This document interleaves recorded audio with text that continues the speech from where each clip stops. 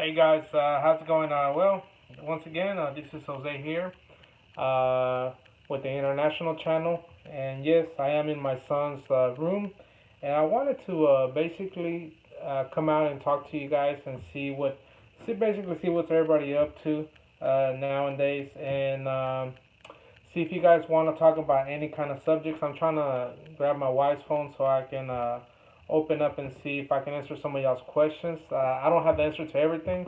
Whatever I don't have an answer to, we can actually go ahead and and figure out. So if anybody has any questions, I can go ahead and answer those questions.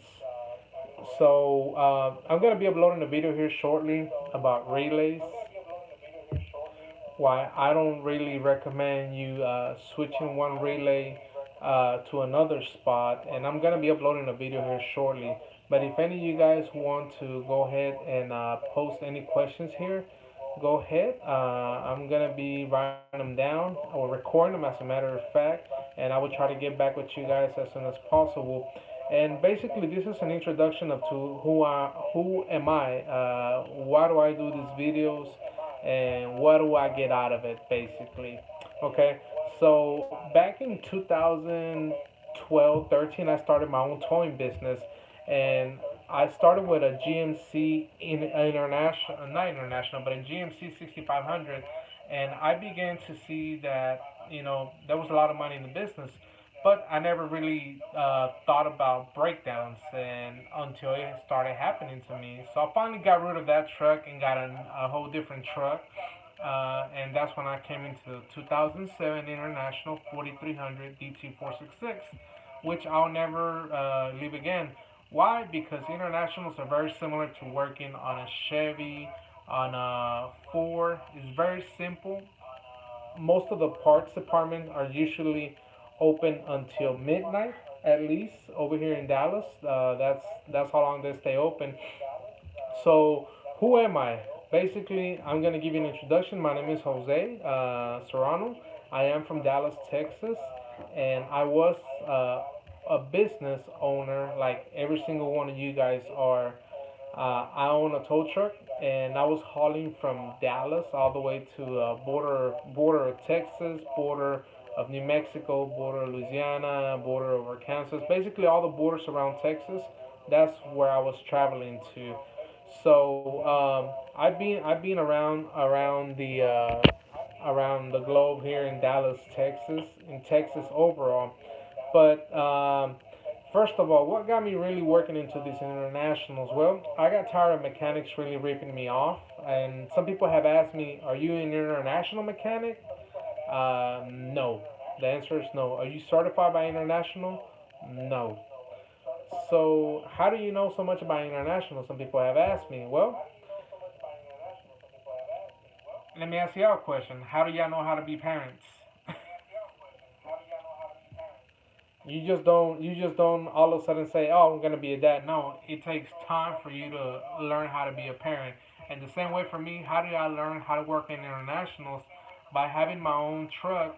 And I finally got tired of every time my truck would break down, I would go to the international dealership, and they would tell me, "Hey, we're 3 weeks behind or 2 weeks behind." I'd be like, "Fine, I have no other choice. Go ahead and take it."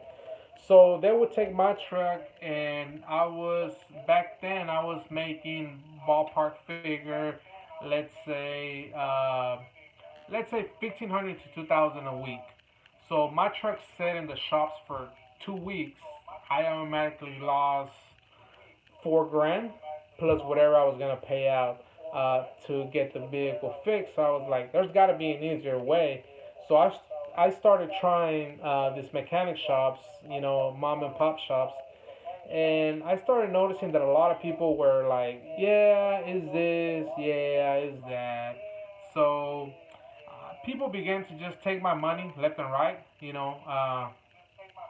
and that's all they were doing, just take my money left and right. So I was like, there's got to be an easier way. So I began to research on the internet, and I began to look for people that actually worked on their trucks before, and I was like, there's got to be something good out there, something that I can actually go and look into and be able to fix my own truck. So that's really what got me interested in this international trucks, and I began to work on them little by little. First, it was an oil change. Next thing you know, I was doing a wheel seal. Next thing you know, I was doing an engine overhaul. Not an engine, I'm sorry, head overhaul. That was my last repair. Am I certified by International? No. Okay, I am not certified by International. I did take a course in college for diesel just to get the basics and to get how diesel works. I did get that. And also the experience. You can have all the experience in the world, the titles, certificates, and all that. But if you don't have no hands on experience, you really have nothing. So, yes, I did go to college. I went to college for a whole year. While I was doing that, I was also training as a trailer tech in reefers, Thermo King and Carrier. Uh, that's what I really did while I was in school. Now, getting back to the international so that we can all understand, no, not certified by international, but I was a guy that broke down enough that I finally figured out, okay, this is what's causing my problem.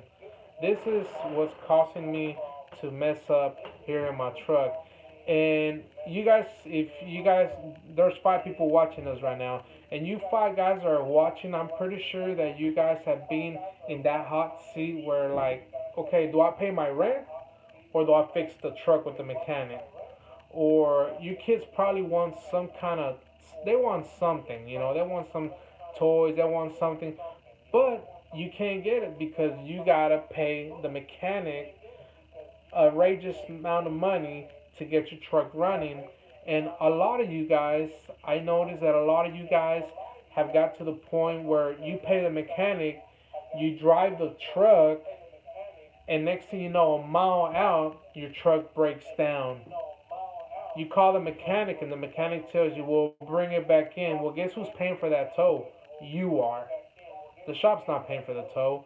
And if you're lucky, maybe if the shop charges you very, very cheap, they're like, no, just bring it in. I don't have time to go look at it. I I can tell you guys all kind of stories that have happened. I talk to approximately about 50 people a week, ballpark figure, give or take, over Facebook, over Messenger, over Snapchat, over YouTube, over WhatsApp, over my email, and phone calls that I get. So I'll talk to a lot of people, and there's so many scary stories that I can tell you guys. But that's not what the topic is about today. It's about who am I and who are you. So for you guys that are sitting there, let me ask you a question. If you guys can please answer on the screen down there, go ahead and answer. I'm going to ask you guys a question. When was the last time you checked a relay? Was it a week ago? Was it a month ago? Was it never? How long ago was it the last time that you checked the relay? If you guys can go ahead and put down there in the conversation down there, go ahead and put when was the last time you checked the relay? Okay, never. Cristobal Salceda, never. You have never inspected one. Okay, I'm glad that I'm still waiting on you 3 other guys. There's 4 people on the line right now. Okay, so Cristobal has never checked the relay. That's good because after this live video, I'm gonna show you a reason why a lot of people say or have the tendency to say, well, if your truck's messing up or your vehicle's messing up, go ahead and grab a relay from over here and just switch it over here. Well, guess what? Relays work in different ways. Okay, you're gonna have open relays and you're gonna have closed relays. Okay, hopefully you guys can stay on for the whole time here. If you guys have any questions, go ahead and hit me up. I'll try to get them as much as possible. And so just stay tuned for a little bit here. I will be uploading a video on why you should never just switch the relays. Even though the relays look the same on the outside, on the box, that means nothing. Because I'm going to show y'all in schematics what they actually look like out in the actual schematics. And why is it so important to have a relay? You have relays that are open and you have relays that are closed. Okay? Open and closed. Okay? when you take one that is closed and you put it on a relay section that is supposed to be open, guess what you guess what you just did? You just accidentally energized or de-energized another circuit in your truck. So if your truck wasn't starting and it was your fuel pump, great, you just fixed the fuel pump. Now your truck is actually running, but since you switched that relay, let's say that relay is for your ECM. Well, guess what? Your fuel pump is not working, but your ECM now is not working because the relay is no longer there. You changed the relays just to test them out. But I'm going to be showing y'all here on the schematics, and also, when was the last time you guys checked your batteries? That is the first thing that I will always tell somebody when they tell me, hey, my truck does not want to start. Okay, number one, how are your batteries? Well, my batteries are pretty old. My batteries are brownie. Okay. My second question will be, how is your starter? How is your alternator? Okay. All this stuff you basically have to be. Uh, bro, your audio is very bad. Okay. Hold on. Okay. Is that better right there?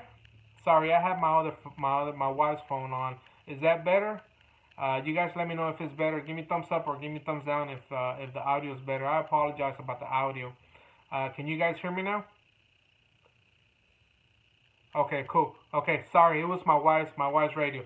So anytime my wife's phone. So anytime anybody calls me and asks me, "Hey, my truck doesn't want to start," where do I look at? The first thing I tell people, go to your batteries. Inspect your batteries. Look for the fuses inside your battery box. Well, I already did that. Okay, how are your batteries? Well, I don't know. Okay, well, I tell them go get them tested at O'Reilly's or whichever place they want to go. I was telling them go get them tested. There's nothing wrong with getting your batteries tested. And nine times out of 10, you have a weak battery. Now let me explain this to you. Batteries come in a square. Every battery has basically they come in different sections. Okay, if one of those sections, which are called cells, you have cells in them. If one of the cells is bad, your battery is not going to charge correctly and it's not going to give the correct voltage. Now, anytime your vehicle does not want to start and you say, well, Jose, my batteries are fine. Okay, your batteries are fine. How do you know your batteries are fine? Well, because the truck kind of wants to start. The truck kind of starts over. Okay, if you have nine, if you have nine if you have nine a bolt if you test your battery with your multimeter or DVOM, whatever you want to call it, and you have 9 volts, when you open up that key and everything in your truck sucks, the battery gives out all the electricity out to all the circuits. If you go and look with your multimeter there again, can I replace a compressor or AC for a new one? Just okay, DJ, can I replace a used compressor AC for a new one? Just a compressor? Thanks. Yeah, you can actually change a compressor. Uh, but here's a question: why are you replacing the compressor? The question will be: are you replacing the compressor because it's just old, or because you need to, or because it's messing up? Because most of the time, when the compressors, the windings and the inside, the little I can't give you physical terms because you probably won't understand me, but it's like a little engine spinning in there, okay? And usually when all clutch not working, okay, perfect. All right, clutch is not working. So yes, you would change it. You would change that whole compressor out. I would recommend you, highly recommend it, that you go to a mechanic shop. This is being how would you say this? Loving Mother Earth. Don't all the AC out into the atmosphere. Go to a mechanic shop, and let me tell you why. This is gonna help you a lot. Go to a mechanic shop and ask them if they can suck all the refrigerant out and all the oil. Why? That way you know how many oil came out of your actual AC compressor. Okay, so if you pulled out two ounces, you put 2 ounces back into the compressor. Okay, And also, just for you guys that are doing this AC stuff, be real careful. Just because your AC is not giving you the right temperature that you need, doesn't necessarily mean that you're low on refrigerant. It could be that you have something frozen. It could be that your expansion, well, these trucks don't have expansion valve. They have an orifice tube. That orifice tube could be clogged up. That can also cause the temperature not to be in the right place. You can have a lot of different things going on at the moment. So yes, you can replace it, but I always recommend people when you replace your AC compressor, I always recommend people replace your dryer, take out the condenser if you can, clean it out real good with water and oil, uh, and change your not your orifice tube. Change your orifice tube also. And that little piece is up there. If you send me an email, everybody's got the email. If you send me an email, I can send you a picture of exactly where it's at. You're gonna grab some long needle nose pliers, and you're gonna pull it out real slow on that orifice tube, because if you pull it a little bit too hard, you're gonna break it in there, and then you have to go to O'Reilly's and buy the actual tool. Okay, if that orifice tube has never been changed, more than likely it's going to break on you. So you need to be careful whenever you pulling it out. Pull it out real slow. As a matter of fact, I always recommend where that orifice tube, you can actually take off that little piece. I recommend that you take off the piece because you already took the refrigerant out and the oil out, so you're not going to leak anything into the atmosphere. Just take all that out, and you can take your orifice tube real slowly, because if you break it, I had one before where I broke it, and that little dang thing is probably about that long, probably about a foot. It cost me almost $150, and it did not include the orifice tube. The orifice tube, I think it's like $6, I think, something like that. So yes, you can definitely change it. You will need to vacuum the system before you put the refrigerant and before you put the oil back in it. I don't have a lot of videos on AC stuff because it's you can really get into trouble with the law if you're telling people how to do refrigerant and then they don't do it right. Then they can come back and sue me. So you do have to add oil back into the system. Whatever oil you pulled out of it, you have to put back the same oil back on it, and you also have to put the refrigerant. Now, note for all you guys who are gonna be doing AC or that does AC, or you already did your AC but it's still not cooling, and you know for a fact that you changed your compressor, your dryer, you cleaned out your condenser, and all that good stuff in your system, and it's still not cooling. Here's the thing. I learned this from an international mechanic.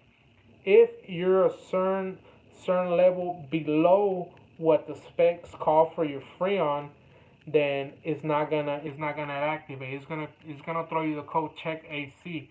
And also, if you go above the level, you're overcharged it, so it's also gonna throw the check AC. When you guys are pulling the body codes 613, that automatically 613 is automatically check your AC. Doesn't mean that your AC is not completely functioning, not working right. It can mean that you have a door that is not moving anymore. It could be that your switches are basically bad. And if you guys can see, I got a lot of videos up there about switches. Okay, guys. Well, I'm out of here. This is it. I'm gonna try to do this kind of interact with you guys more often here every other night. So prepare your questions when you guys do shoot me emails. Shoot me information. What kind of truck it is, the year model, what kind of engine, how many miles, what all have you done to it, and what exactly is your question? Because if you just send me an email saying, hey, my truck doesn't start. It's like me telling you, hey, I'm hungry, but I don't know what to eat. Okay, so just send me your questions. And also, guys, I'm gonna put a link on here on where the donations could be for the glasses. Okay, I'm sure you guys know me. You guys probably know me by the glass guy. Okay, so we can get those glasses going. And that's pretty much it. You guys have any questions before I leave? My battery's kind of low, so I'm gonna have to go charge up my phone real quick. But do you guys have any more questions before I leave? Go ahead and post your questions on there before I leave. I have a couple of more seconds before the time goes out. Let me see. Okay, my battery is at a nine percentage right now. Does anybody else have any more questions about your trucks? Or what is it that you hate about your truck? Or what is it that you like about your truck? Any comments? Speak. There's 8 of you guys just sitting there. Just throw your questions out. I'm here to. Okay. Can the air compressor be rebuilt on a 2006? Okay. Cristobal. Yes, they can be rebuilt, but I wouldn't really recommend it. The price for a new one is very close to a rebuilt one. Uh, so no, I wouldn't really recommend you to rebuild one. Now, what I do recommend you to rebuild will be your alternator and your starter. Those things I would recommend you to rebuild. You know, turbo. I also recommend you rebuild your turbo, your ECM, your IDM, your transmission, your TCM transmission control module. That I will also recommend you to rebuild. But no, AC compressor. Mine cost me like 150 brand new, and rebuilt it was like 110 somewhere around there. So I'm like, I don't want to take a chance. I just bought one for $100 used. Whoa, that's good. For $100 used, that's good. Here's the thing: when you buy them used, here's a little issue. Whenever you buy stuff that is used, especially in a compressor, you don't know what state that compressor was in. Have attention to VC and air compressor. Okay. All right. So we have a BT365 and an air compressor. BT365, is that the one you have two heads instead of one head, I believe, right? But getting back to that compressor, you don't know the state of the truck. It's knocking hard.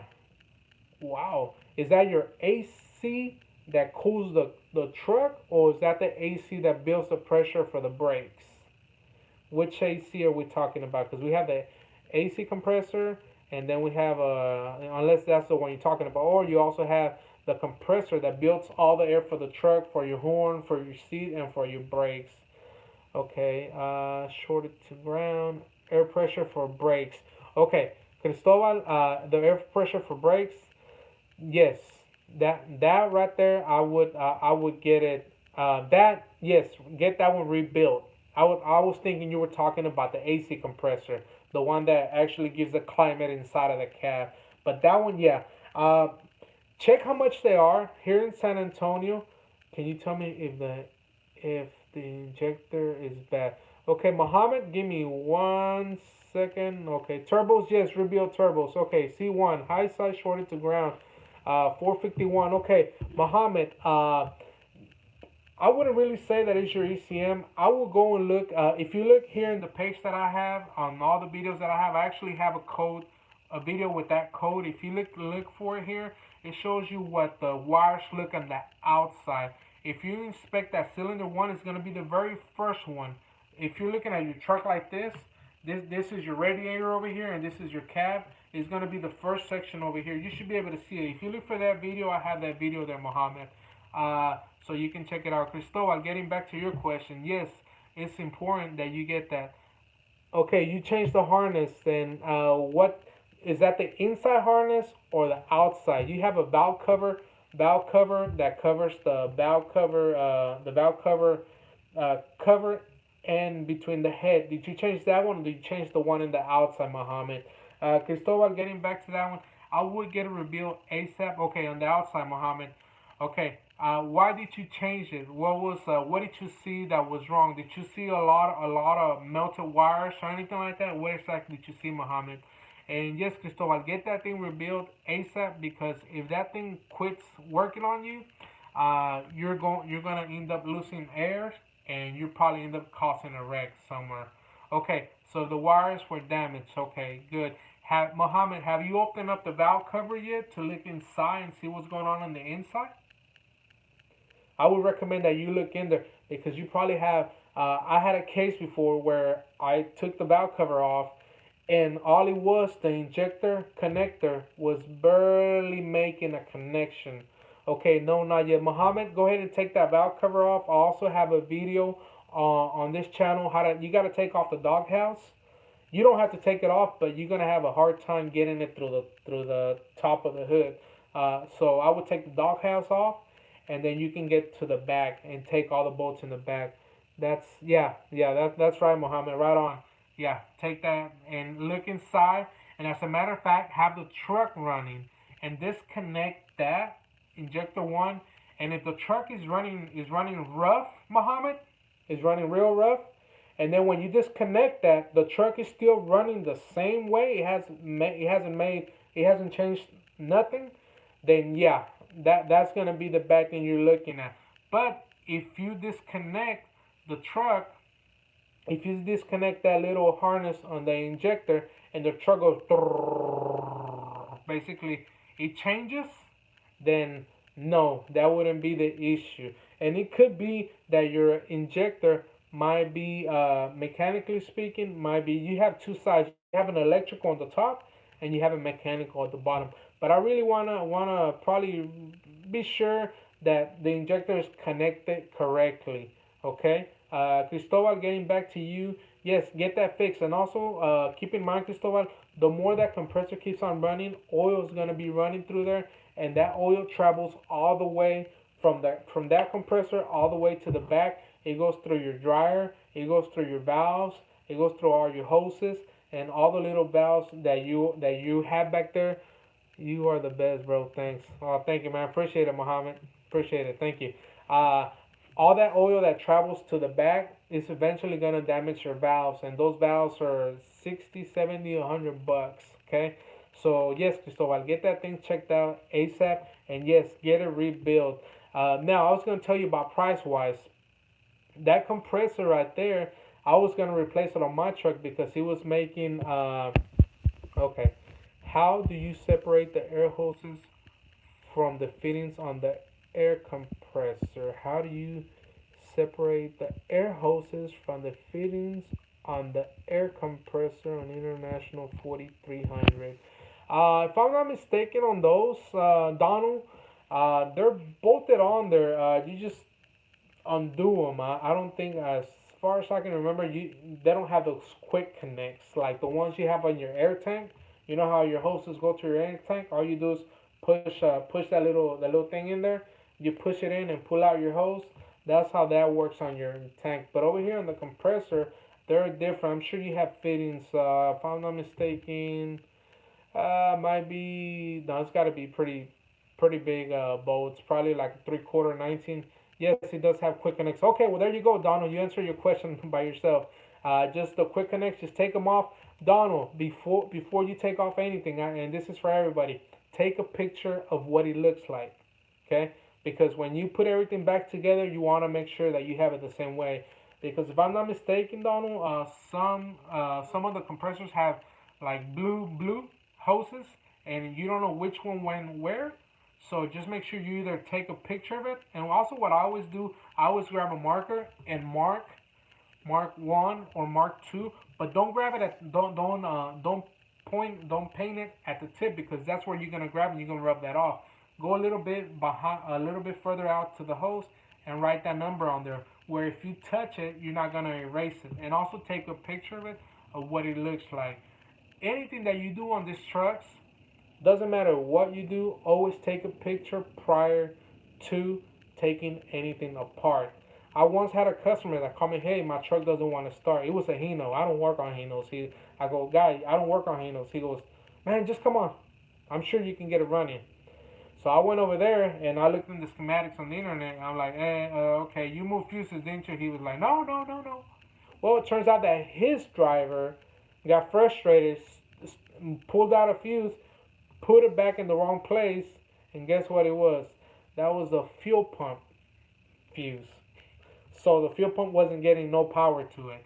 So what did I do? I put it in the right place. I go ahead and crack it. Turned it on. Right on. Yes, I did charge him, right? Because it was a service call. So yeah, I did charge him. So guys, take advantage of all the videos that I have on there. Take advantage of them.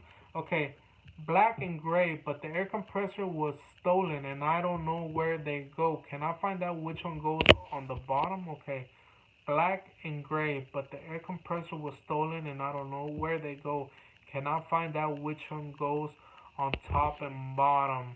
Okay, so Donald, Uh, can't really remember which one goes where. I'm not gonna lie to you, Donald, and tell you that I do know which one goes where. I don't remember which one goes where. Uh, but if let me see if I can find out. Let me see. I have one of my customers that actually he found me through YouTube here in Sigleville, Texas. He has a 2007. I'm gonna tell him if he can send me a picture. Shoot me an email. If you go into all my videos, you'll see the email. My email is fix my 4300dt466 at gmail.com. Fix my 4300dt466 at gmail.com. Shoot me an email there, and when you shoot me the email, I'll send you a picture back and I'll let you know which one goes on there. Okay, Donald? Cool. So just make sure you send me the email.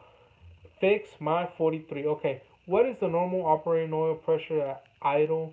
Okay, what is the normal operating oil pressure at idle and running? Okay, hold on. Okay, so if you're just idling, if we're talking about the little gauge that's there on your left hand side when you turn on your truck, it's normal for your gauge to go to 60, and then it's gonna sit there until the oil actually circles and circles and circles, rotates around the engine. Eventually, it becomes thinner and thinner and thinner. So your pressure is gonna go back down, give or take. If you have a good Huey pump, you're probably looking at about good 40, 45, 50. If you have 30, it's borderline. But if you're running on a 25 and a 20, then we need to get it checked out. You either have a leak in the system or on the high side or on the low side, whether it be your fuel pressure or your oil pressure side. Okay, so what kind of pressures are you getting there while you're idling and while you're running? You want to go ahead and tell me what pressures are you getting when you're idling and when you're running? That way I can see what you have going on.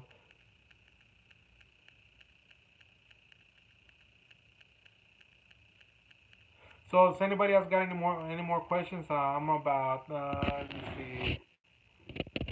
I'm still at 9% of my battery, so I should be good for another couple of minutes. So, anybody else got any other questions? Well, guys, I just want to say thank you guys for you four guys that are on here. Thank you for staying on. And like I said, I'm here in Dallas, Texas. If you guys ever come by in Dallas, say hello to the great big city of Dallas, Texas. Okay, I am at 20 idle and 55 while running. Mm, hey, hello, Jesse Jones. How you doing? Okay, Cristobal. I am at 20 and idle and 55 while running. That's fine. 20. I would really. Is it really rough idle, Cristobal?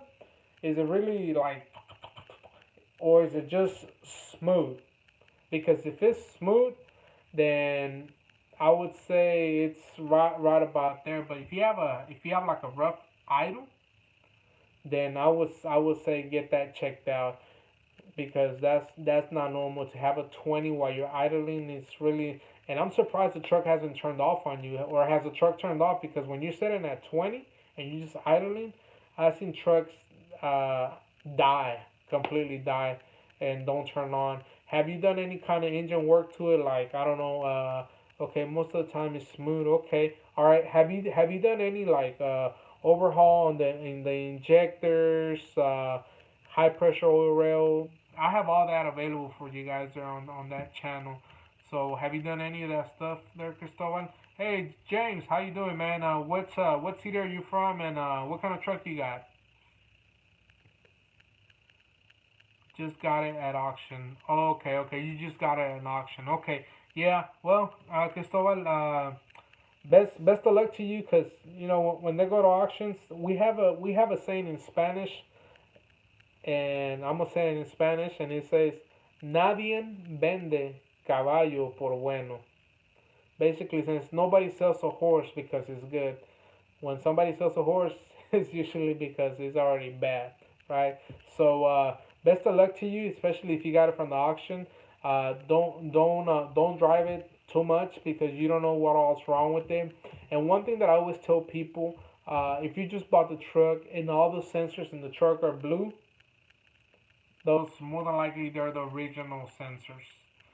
So try as much as possible, have money saved up or buy those sensors online and have them ready for if they ever do fail. Okay, you do your injectors, your high pressure oil rail, your oil rings on your injectors. You might as well change your ICP. That's in the inside of the head. You guys seen the videos on there. The IPR valve, I would just take it off and make sure that the screen, when you're looking at it, make sure that the screen is still there. If the screen is not on there and the truck is still running fine, I wouldn't really mess with it. I would leave it alone. Okay, because if you replace it and it's not it doesn't make a difference, then you just waste the money basically. But just keep a money under the blanket for situations like this. Well, guys, it's 9:40 here in Dallas, Texas, and I gotta put my little son to sleep. So I'll be seeing you guys later on.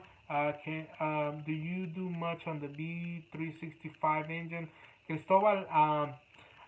I do a little bit. They're kind of similar. It's almost like an F350 because you have dual heads on both sides. So, yeah, they're very similar. Sensors are almost very similar. Uh, you know, it's just a little engine with two heads instead of the straight one that the DT466 has.